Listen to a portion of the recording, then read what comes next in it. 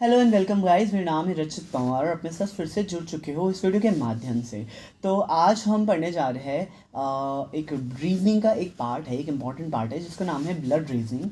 और blood reasoning की ये पहली क्लास है और आज मैं आपके साथ जुड़ चुका हूँ इस वीडियो के माध्यम से। तो आज हम ब्लड रीजनिंग पढ़ने जा रहे हैं। तो सबसे पहले क्या होता है ब्लड रीजनिंग? ब्लड रीजनिंग मतलब रक्त संबंध। हिंदी में इसका मतलब होता है रक्त संबंध, ठीक है। और इंग्लिश में इसको बोलते हैं ब्लड रीजनिंग। तो ब्लड रीजनिंग क्या होता है कि हमारा किसी से रक्त संबंध है, खून का रिश्ता जिसे हम बोलेंगे, तो वो और उस खून के रिश्ते को हम रीजनिंग की तरीके से मतलब घुमा फिरा के बना देंगे और आपको दे देंगे सामने और आपको आंसर्स निकाल देंगे। जैसे कि मेरे मामा की बेटी की मम्मी मेरी क्या लगी, ठीक है। माई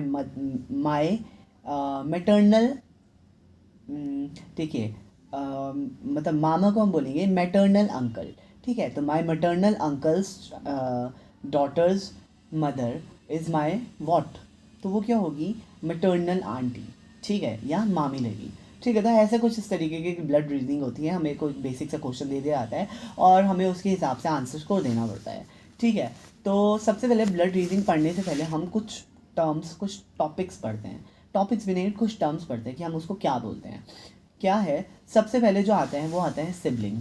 सिबलिंग क्या होता है? बेसिकली अगर आप देखा जाए तो हम किसी से भी पूछेंगे कि सिबलिंग क्या होता है, तो वो बोलेंगे कि सिबलिंग मतलब भाई बहन। सिबलिंग का मतलब भाई बहन नहीं होता, एग्जैक्ट मतलब भाई बहन नहीं होता।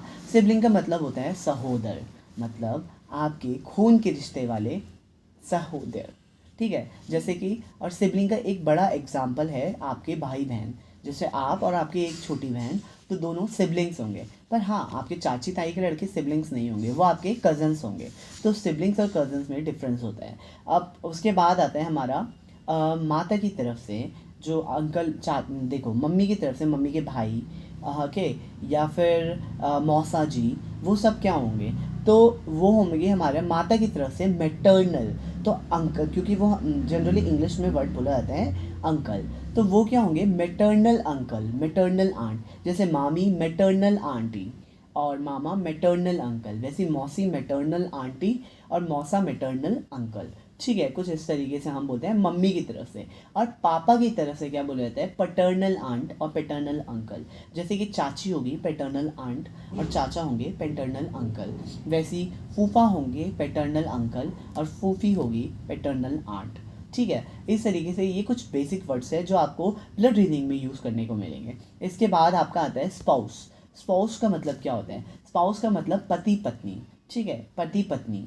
स्पाउस का मतलब होता है पति पत्नी, ठीक है। अगर कहीं भी टर्म यूज़ होती है कि spouse is the spouse of her, तो क्या है ये इसका पति पत्नी। A is the spouse of B, तो ए बी पति पत्नी है। उसमें ये नहीं होता कि ए पति है बी पत्नी है, कोई भी पति है कोई भी पत्नी हो सकता है, ठीक है।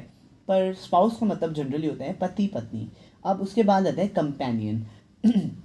कभी कभार पूछा जाता है कि लाइक एक एग्जांपल ले लिया जाता है कि माय फादर्स डॉटर्स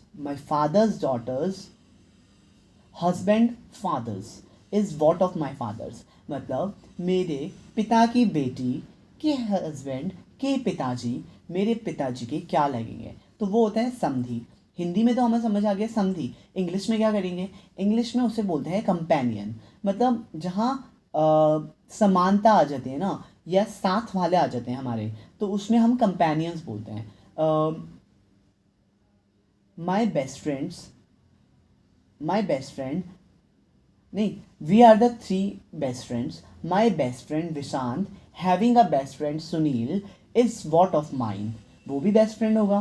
पर अगर जब क्वेश्चंस आते हैं तो उसमें ऐसे बेस्ट फ्रेंड नहीं होगा, उसमें लिखा होगा कंपेनियंस, सिबलिंग, पैटर्नल आंट या एनिमी। तो आप क्या लिखोगे आंसर? तब आप लिखोगे आंसर कंपेनियन, ठीक है, क्योंकि हम साथ के हो जाएंगे, ठीक है। तो कुछ ऐसे वर्ड्स होते हैं, जैसे यहाँ तो best friend have a word, I have a word that is best friend. अगर बेस्ट फ्रेंड ना होता तो कंपेनियन आता। बट अगर समधी वाला केस आता है, समधन समधी या साथ वाले, तो उसमें हम ना जनरली कंपेनियन लिखते हैं, ठीक है। ये होते हैं ब्लड रेसिंग के कुछ मेन, वो जो थोड़ा सा कंफ्यूज कर देते हैं, ठीक है। अब इसके बाद आता है कि ब्लड रीजनिंग के जो क्वेश्चंस होते हैं वे किस टाइप से बनते हैं।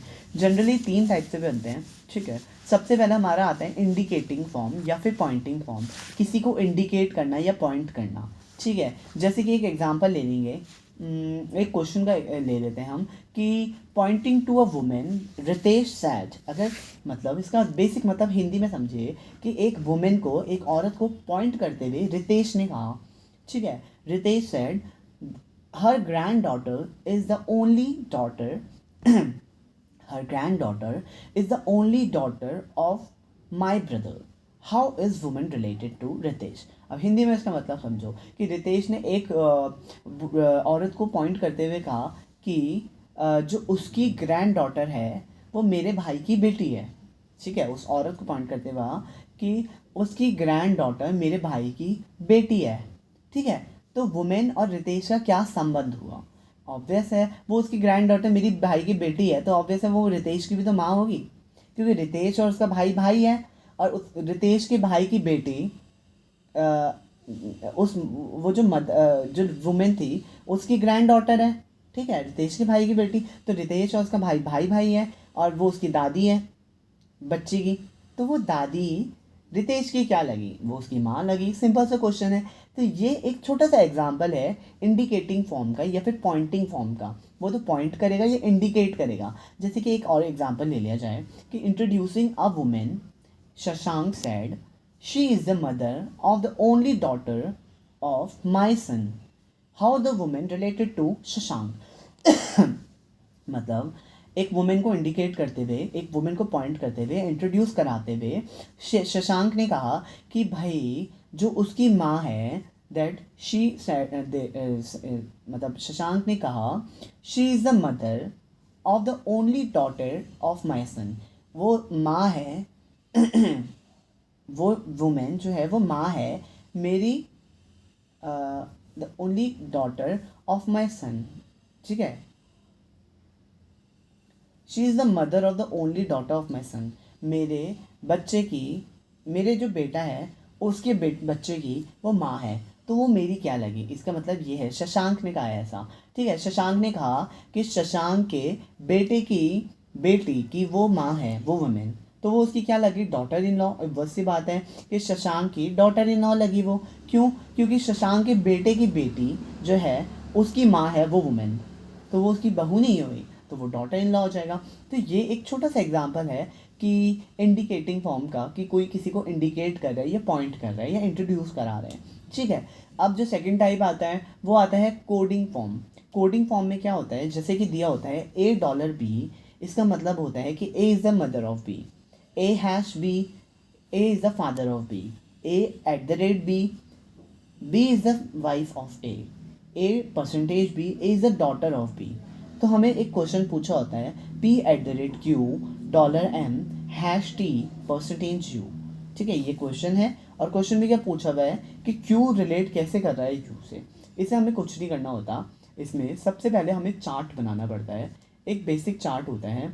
अगर आप के पापा से आपका जा रहा है, मतलब आपके पापा Q is the father of M, ठीक है, तो M और Q में 2 जनरेशन का है, तो उसमें एक ऐसी सीधी लाइन खींचती है।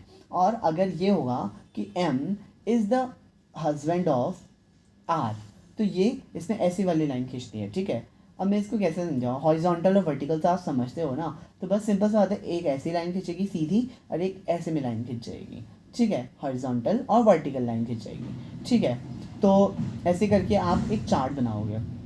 अब एक चीज़ है, जनरली ऐसा कहा जाता है कि जो मेल होता है, मेल को बोलते हैं प्लस, ठीक है, और फीमेल को बोलते हैं माइनस। अगर हम इंडिकेट करते हैं कि भाई M R का बाप है, तो R का भी जेंडर हमें पता नहीं है, बट M आपका बाप है तो M के ऊपर प्लस लगा देंगे, तो वो मेल है क्योंकि वो बाप है, पापा है, ठीक है। और R S की वाइफ है, तो R का मेल वो हो गया, तो R वाइफ है तो उसमें माइनस लगा देंगे और S फिर हमारा मेल हो जाएगा।